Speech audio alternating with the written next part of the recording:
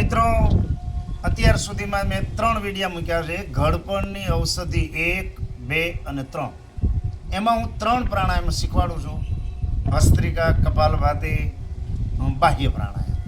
અને આજનો મારો વિડીયો ઘડપણની ઔષધિ 4, ચોથું પ્રાણાયામ, જેનું નામ છે અગ્નિસાર પ્રાણાયામ. અગ્નિસાર ક્રિયા પણ કહી શકાય, અગ્નિસાર પ્રાણાયામ પણ કહી શકાય. એકદમ સરળ છે. એકવાર શીખી જાઓ એટલે દરરોજ તમે આ પ્રાણાયામ કરી શકો છો. અને ખાસ મારી વિનંતી છે 50 વર્ષથી ઉપરના વડીલોને કે નિયમિત તમે પ્રાણાયામો કરો ઘેર બેઠા. અને પ્રાણાયામો એવા છે કે તમે ઘેર બેઠા કરી શકો, ક્યાંય જવાની જરૂરિયાત નથી, કોઈ પૈસા ખર્ચવાની જરૂર નથી, વિધાઉટ કોઈ પણ પ્રકારની કિંમત વિના ઘરે બેઠા બેઠા તંદુરસ્તી મેળવવી હોય તો પ્રાણાયામો રામબાણ છે. યુવાનો પણ કરી શકો. હું હજી 10 પ્રાણાયામો મૂકવાનો છું. 4 પ્રાણાયામો શીખવાડું છું, પછી હજી 6 પ્રાણાયામો મૂકવાનો છું. એટલે નિયમિત મારી સાથે જોડાય અને પ્રાણાયામો તમે ઘેર બેઠા શીખી શકો છો. ચોથું પ્રાણાયામ છે જેનું નામ છે અગ્નિસાર. હવે કેવી રીતે કરવાનું એ તમને પહેલાં શીખવાડી દઉં, પછી એના લાભ અને સાવધાની વિશે વાત કરીશું. સિદ્ધાસન, પદ્માસન, વજ્રાસન, સુખાસન, તમને અનુકૂળ લાગે એ આસનમાં તમે બેસી શકો છો. ખુરશી ઉપર બેઠા બેઠા પણ તમે આ પ્રાણાયામ કરી શકો છો. સિદ્ધાસનમાં હું બેઠું છું, બંને હાથ આ રીતે રાખી શકો છો. ગરદન આ રીતે નહીં રાખવાની, સીધી રાખવાની. આંખો ખુલ્લી રાખીને પણ કરી શકાય, આંખો બંધ રાખીને પણ આ પ્રાણાયામ કરી શકો છો. હવે કેવી રીતે તમારે આ અગ્નિસાર કરવાનો? શ્વાસ ભરી, પૂરેપૂરો શ્વાસ ભરી લેવાનો, છોડી દેવાનો, પેટ અંદર ખેંચવાનું.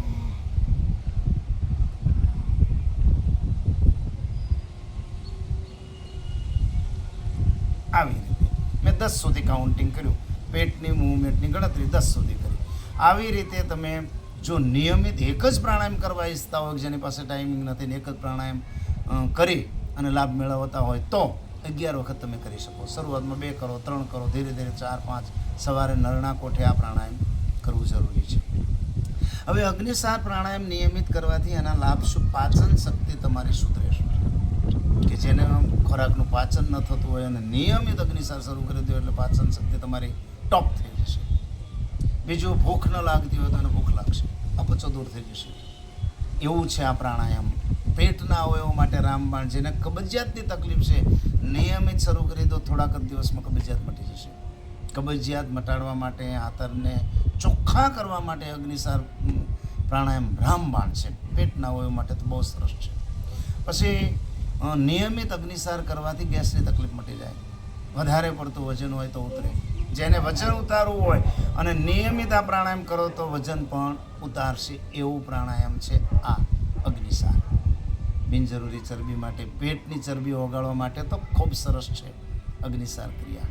અને મનની મજબૂતી માટે, મનને સ્ટ્રોંગ બનાવતો પ્રાણાયામ કોઈ હોય તો આ અગ્નિસાર છે. નિયમિત તમે 11 વખત કરી શકો છો. અને જે મિત્રો બધા પ્રાણાયામો 10 પ્રાણાયામ કરવા ઈચ્છતા હોય, એમાં ચોથું પ્રાણાયામ છે. અને નિયમિત બધા પ્રાણાયામો સાથે કરવા ઈચ્છતા હોય તો 3 વખત કરી શકાય. 3 વખત અગ્નિસાર ક્રિયા કરી નાખો. હવે આમાં સાવધાની શું રાખવાની? કે જેને હર્નિયા હોય, બીપીની તકલીફ હોય તો એને વધારે ન રોકવું, વધારે પ્રમાણમાં ન કરવા. પેટની કોઈ સર્જરી હોય તો એને ન કરવા જોઈએ. અલ્સર હોય તો એવા મિત્રોએ આ પ્રાણાયામથી દૂર રહેવું જોઈએ. અગ્નિસાર ક્રિયા નિયમિત કરી તંદુરસ્તી મેળવી શકશો મિત્રો.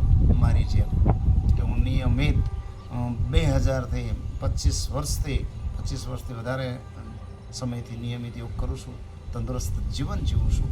કરો યોગ, રહો નિરોગ, પહેલું સુખ તે જાતે ને રહ્યા. આ કહેવતને ધ્યાનમાં રાખી યોગ સાથે જોડાઓ અને મારા વિડીયો જોઈ તમે ઘેર બેઠા યોગ કરી શકશો. આ વિડીયો તમને ગમે તો લાઈક કરજો, શેર કરજો, સબસ્ક્રાઈબ કરવાનું ભૂલતા નહીં મિત્રો. નમસ્કાર.